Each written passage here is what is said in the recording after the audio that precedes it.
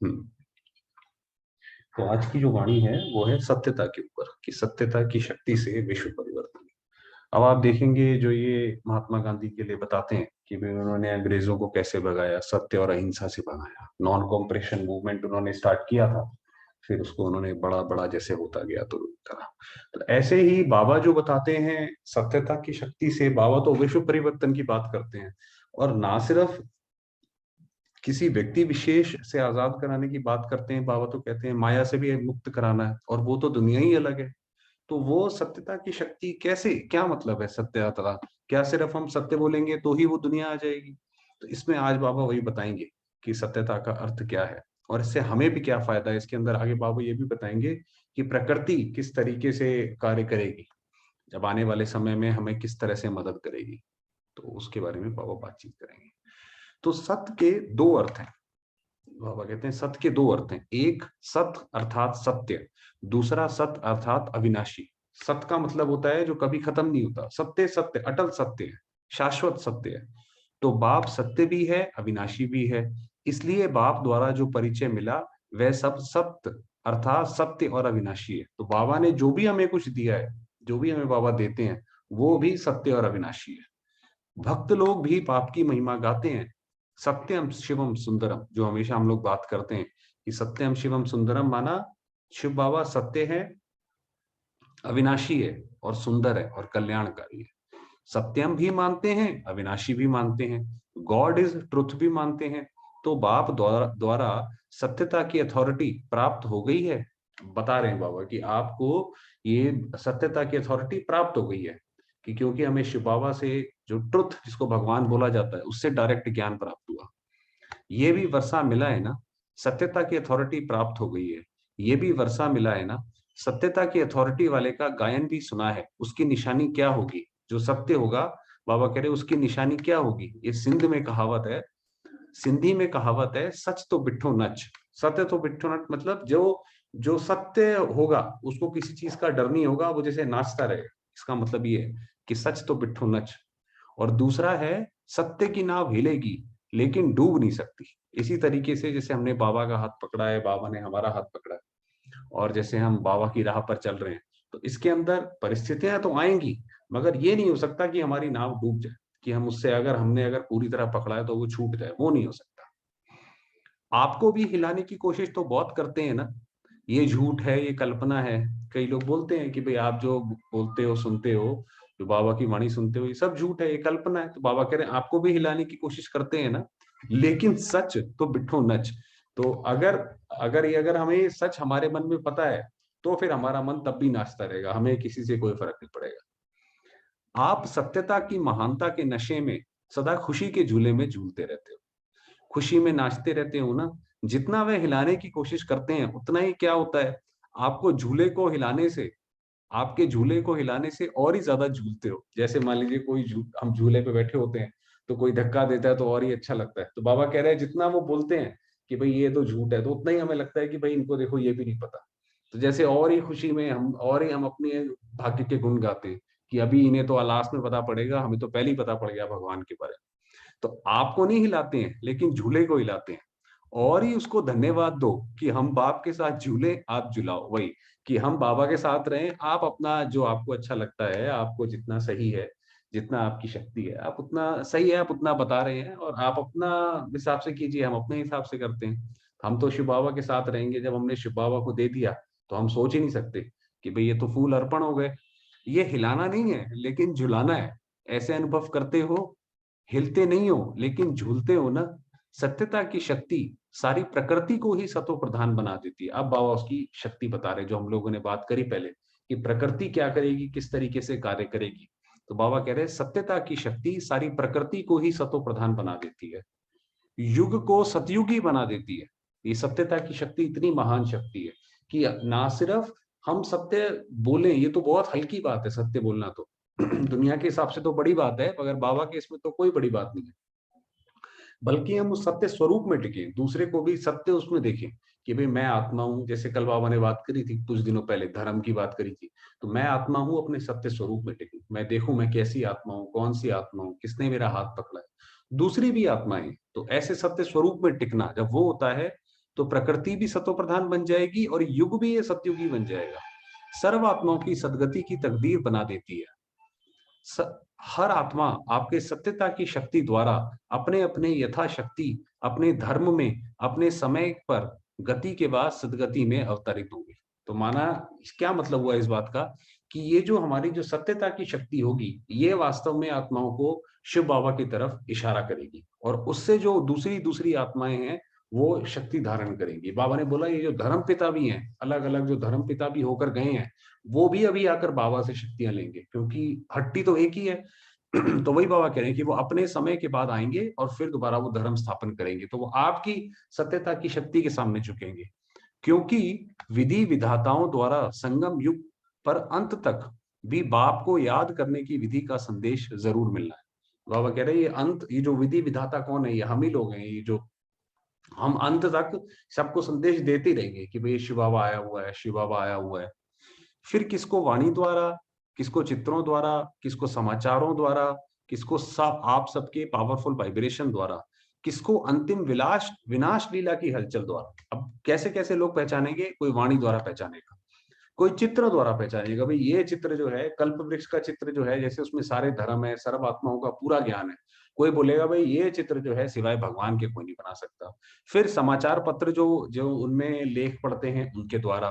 फिर किसको? हमारे पावरफुल वाइब्रेशन द्वारा, कि जब हम इनसे बात करते हैं तो हमें बड़ी एक जैसे बहुत अच्छी एक सुख की फीलिंग आती है, ऐसा लगता है हम बहुत सेफ जगह बैठे। तो उसके द्वारा किसको? अंतिम विनाश लीला की हलचल द्वारा, कि जब विनाश हो रहा है तब बोलेंगे नहीं अब तो जरूर कोई भगवान आया हुआ है। तब उनकी फिर नजर जाएगी कि आया तो हुआ है, तो कहाँ आया हुआ है। बाबा ने बोला हुआ है कि तब अंत में आपके इनविटेशन वेस्ट पेपर बॉक्स में ढूंढेंगे, डस्टबिन में ढूंढेंगे कि हमें दिया तो था किसी ने, मगर हमने सुना नहीं। फिर वैराग्य वृत्ति के वायुमंडल द्वारा, वैराग्य वृत्ति माना जैसे जैसे आगे बढ़ेगा, और अभी तो बाबा हमें पुरुषार्थ से वैराग्य दिलाते हैं कि भाई ये सारी सृष्टि खत्म हुई पड़ी है, आप इससे अपना वैराग्य उठा लो। तब बाकी आत्माओं को भी वैराग्य आ जाएगा उससे। वो भी बोलेंगे कि नहीं नहीं, संबंधों में कोई रस नहीं रहा, इस दुनिया में कोई रस नहीं रहा, हे प्रभु अब हमें लेके चलो। तब वो देखेंगे कि ये अब हमें हम वापस जाना है, तो कौन कहाँ है भगवान। तो इस द्वारा फिर भगवान को जानेंगे। यह सब साइंस के साधन आपके संदेश देने के कार्य में सहयोगी होंगे। तो ये जितने ये साइंस के साधन बताए ना, जो भी हम यूज करते हैं, तो वो संदेश दिलवाएंगे। संगम पर ही प्रकृति सहयोगी बनने का अपना पाठ आरंभ कर देगी। तो बाबा ने बताया हुआ है, जैसे सतयुग में, जैसे उस दिन हम लोगों ने बात करी थी कि सतयुग कैसा होगा, तो वहां पे प्रकृति जो है वो हमारी सहयोगी होगी। बाबा ने बताया हुआ है कि वहां पे जैसे मसाले होते हैं, तो वहां पे बस आपने फल तोड़ा और हाथ से भी दबा देंगे तो वो जो है वो मसाला तैयार हो जाएगा, जैसे आमचूर, खटाई या जो भी हम डालते हैं। तो प्रकृति इतनी ज्यादा आपके सामने जो है, अलग अलग जो चिड़िया और ये होते हैं, पशु पक्षी होते हैं, वो आपके सामने अपने आप, ऐसा नहीं है दूर भागेंगे या कोई शैतानी करेंगे, तो वो भी आपके सामने नृत्य करके दिखाते रहेंगे। तो माना प्रकृति जैसे दासी रहेगी। तो बाबा कह रहे हैं वो वाला जो पार्ट है वो संगम पर ही प्रकृति स्टार्ट कर देगी। सब अब वो कैसे स्टार्ट करेगी? सब तरफ से प्रकृति पति का और मास्टर प्रकृति पति का आयाजान करेगी कि सब तरफ से लोग पुकारेंगे कि प्रकृति पति माना शिव बाबा, मास्टर प्रकृति पति माना हम बच्चे। तो हम हर हर तरफ से ये आह्वान होगा कि ये इनको, ये कौन है ये आत्माएं। सब तरफ से आफरीन और ऑफर होगी। बाबा ने बोला हुआ है अंत में ये सारी आत्माएं ये बोलेंगी कि आप आओ, हमें भी संभालो और ये हमारा घर भी यहाँ पे आकर सेवा करो। वो ये इतनी निर्बल शक्तिहीन हो जाएंगी। तो बाबा ने कहा सब तरफ से ऑफरीन और ऑफर होगी। फिर क्या करेंगे? ये जो भक्ति में गायन है, हर प्रकृति के तत्व को देवता के रूप में दिखाया है। जैसे आप देखिए सूर्य नमस्कार करते हैं, है ना, चांद की भी पूजा करते हैं करवा चौथ वाले दिन। तो ये अलग अलग प्रकृति के जल की भी पूजा करते हैं। तो ये जो हर एक प्रकृति को देवता दिखाया है, देवता अर्थात देने वाला। तो अंत में ये सब प्रकृति के तत्व आप सबको सहयोग देने वाले दाता बन जाएंगे। तो ये वास्तव में जो उसका पीछे स्वरूप है या उसका सत्य स्वरूप ये है कि जो ये जो पूजा होती है, खासकर भारत में हर चीज की, धरती को भी माँ मानते हैं। तो ये उसका प्रतीक है कि ये सारी चीजें हमें देंगे, तो इसलिए वो देवता कहलाते हैं। ये सागर भी आपको सहयोग देंगे, चारों ओर की सामग्री भारत की धरनी पर लाने में सहयोगी होंगे। जैसे बाबा ने बोला है कि सतयुग में क्या होगा कि सारी की सारी देवताओं के पास बहुत अकीचार धन होगा, बहुत जबरदस्त धन होगा। तो वो कहाँ से धन आएगा? तो बाबा ने कहा ये जो समुद्र है ये आपको ला के देगा। इसलिए कहते हैं सागर ने रत्नों की थालियां दी। ऐसे ही धरनी की हलचल द्वारा सारी वैल्यूएबल वस्तु आप श्रेष्ठ आत्माओं के लिए एक स्थान भारत में इकट्ठी करने में सहयोगी होगी। तो आपको जैसे हम बात बताते हैं कि जो पहले का आप किताबें पढ़ेंगे अगर, खासकर जो बड़े बड़े एडवेंचर होकर गए हैं, ज्यादा मतलब 500-600 साल पहले ही, जब ये अंग्रेजों का राज था उससे पहले ही, तभी वो लोग कहते हैं कि भारत में इतना ज्यादा धन था कि वहां पे कोई उसकी वैल्यू ही नहीं थी। तो आप सोचिए सतयुग में क्या नहीं होगा कि सोमनाथ, एक राजा, जो राजा वो महमूद गजनवी था, उसने कितना 17 बार आक्रमण किया। तो एक राजा को इतनी बार आक्रमण करना पड़ा एक मंदिर को लूटने के लिए, तो उस देश में कितना धन रहा होगा। तो बाबा कह रहे हैं कि ये सारा, ये जो जितनी भी वैल्यूएबल वस्तुएं हैं, ये सोना चांदी, ये सब भारत में इकट्ठी हो जाएंगी, जो ये अर्थक्वेक और ये जो ये फ्लड वगैरह आएगा। इंद्र देवता कहते हैं ना, तो बरसात भी धरनी की सफाई के सहयोग में हाजिर हो जाएगी। जो इंद्र को भी देवता कहते हैं, तो ये बरसात, अब मान लीजिए सतयुग में देवता आते हैं और देवता आकर अगर ये देखते हैं कि हमसे पहले विनाश हुआ है, कि यहाँ पर डेड बॉडीज पड़ी हैं, तो उनका तो सुख ही खत्म हो जाएगा। तो ऐसा नहीं है, जब हम आत्माएं आएंगी देवते स्वरूप में, तो हमें कुछ नहीं पता पड़ेगा यहाँ का कि हमसे पहले यहाँ पर क्या हुआ। तो बाबा कह रहे हैं वो सफाई करेंगे। इतना सारा कचरा आप तो नहीं साफ करेंगे, ये सारा प्रकृति का सहयोग मिलेगा। ये बिल्डिंग्स हैं इतनी सारी हैं, सतयुग में कोई ऐसी बिल्डिंग्स थोड़ी होती हैं, वहां तो सोने की ईंटें लगी होती हैं। ये तो लोगों ने भी अपनी किताबों में लिखा है, फॉरेनर्स, फॉरेन ऑथर्स ने लिखा है, इंडियन ऑथर्स ने नहीं, फॉरेन ऑथर्स ने लिखा है। कुछ वायु उड़ाएगी, कुछ बरसात साथ ले जाएगी, अग्नि को तो आप जानते ही हो। तो अंत में ये सब तत्व आप श्रेष्ठ आत्माओं को सहयोग देने वाले देवता बनेंगे। तो ये वास्तव में जो ये सत्यता की शक्ति इतनी महान है कि जब हम आत्माएं, जैसे कल भी बाबा ने बताया कि संकल्प शक्ति कैसे हो जाएगी, हमारी संकल्प कितनी महान हो जाएगी। तो उसी तरीके से ये प्रकृति जब ये हमारी सत्यता की शक्ति से परिवर्तित हो जाएगी, तो फिर वो देवता कहलाएंगे और सर्व आत्माएं अनुभव करेंगी। फिर भक्ति में जो अब सहयोग देने के कर्तव्य के कारण देवता बने, उस कर्तव्य का अर्थ भूल देवताओं का मनुष्य रूप दे देते हैं। माना ये जो कहने का मतलब ये है कि जैसे धरती ने अभी जो सफाई करी और जो बाकी सारे तत्वों ने सफाई करी, अब भक्ति में उसकी पूजा करनी है, तो पूजा करने के लिए तो कोई रूप चाहिए होता है। इसीलिए इंद्रदेव को जैसे एक मनुष्य का रूप दे दिया। तो वो कह रहे हैं कि देवताओं का रूप दे देते हैं। जैसे सूर्य है तत्व, लेकिन मनुष्य रूप दे दिया है। वही जैसे बात करी सूर्य देव, कि भाई सूर्य देव कोई मनुष्य के रूप में आया और जो है उनके वो पुत्र थे। तो ऐसा कोई देवताई रूप उसमें मनुष्य के रूप में नहीं है, वो तो तत्व है। तो समझा विधि विधाता बन क्या कार्य करना है। तो बाबा ने बताया, देखिए कितनी गहरी बात, कि बिल्कुल स्पेसिफिक कि ऐसे ऐसे ऐसे ऐसे होगा। कई आत्माएं कैसे पहचानेंगी, कई आत्माएं कैसे पहचानेंगी। उन्हों की यह विधानसभा और यह है विधि विधाताओं की सभा। कि जैसे ये लोकसभा विधानसभा होती है, पार्लियामेंट हाउस, तो बाबा कह रहे हैं वैसे ही ये है विधि विधाताओं की सभा। हम सारे विधि विधाता हैं, क्योंकि हम नई दुनिया की नींव रख रहे हैं ना। तो जैसे हम रखेंगे वैसे नई दुनिया आ जाएगी, वैसे ही वहां पे रूल्स होंगे, रेगुलेशंस होंगे। वहां सभा के मेंबर होते हैं, यहाँ अधिकारी महान आत्माएं होती है। तो वहां पे तो मेंबर्स हैं, यहाँ पे तो हम अधिकारी आत्माएं हैं, महान आत्माएं हैं बाबा के साथ। तो समझा सत्यता की शक्ति, सत्यता की महानता कितनी है। सत्यता पारस के समान है। जैसे पारस लोहे को भी पारस बना देता है, आपके सत्यता की शक्ति आत्मा को, प्रकृति को, समय को, सर्व सामग्री को, सबको सत्व प्रधान बना देती है। इतनी महान शक्ति है जो हम जो ये धारण करते हैं, जो हमें शिव बाबा से, वरना आप सोचिए आज के समय में कौन होगा ऐसा व्यक्ति जो कि मोरल वैल्यूज पे चल सके, जो बाबा जितनी ऊंची ऊंची बातें बताते हैं, कि सत्यता की जो बात करते हैं, कौन व्यक्ति चल सकता है ऐसे। तो ये वास्तव में ये परमात्मा की इतनी शक्ति है कि वो आत्मा को, प्रकृति को, सर्व को सत्व प्रधान बना देती है। तमोगुण का नाम निशान समाप्त कर देती है। सत्यता की शक्ति आपके नाम को, वो रूप को सत्य अर्थात अविनाशी बना देती है। कि हमारा जो रूप है वो अविनाशी हो जाता है। कैसे? आधा कल्प चैतन्य रूप, आधा कल्प तो सतयुग त्रेता युग में तो हम देवताई रूप में रहते ही हैं। आधा कल्प चित्र रूप, चित्र रूप माना ये जो देवताओं की पूजा करते हैं।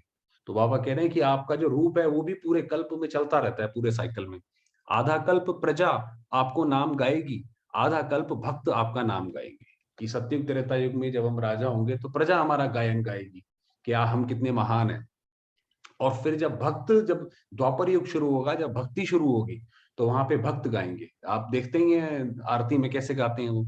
तो आपका बोल सतवचन के रूप में गाया जाता है। वो कहते हैं ना सतवचन महाराज, ये सिर्फ इंडिया में ही बोला जाता है सतवचन महाराज, कि महाराज ने जो बोल दिया वो सत्य वचन है। उसको लेफ्ट राइट ऊपर नीचे क्वेश्चन नहीं करते हैं, बिल्कुल वैसे ही मानते हैं। ये अब ये इंडिया का गाया है, विदेशों का नहीं है।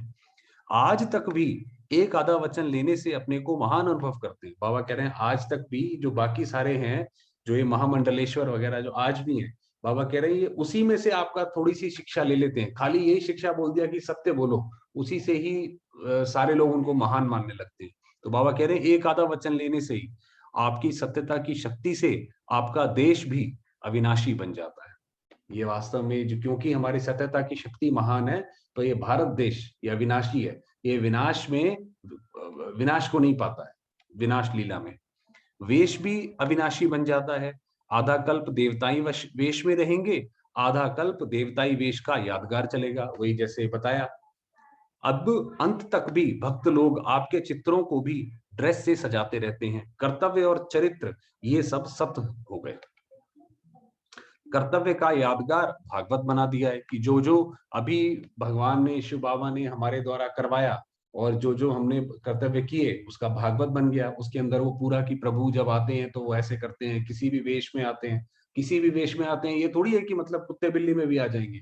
वो जब आते हैं तो एक मनुष्य, साधारण मनुष्य के तन में आते हैं।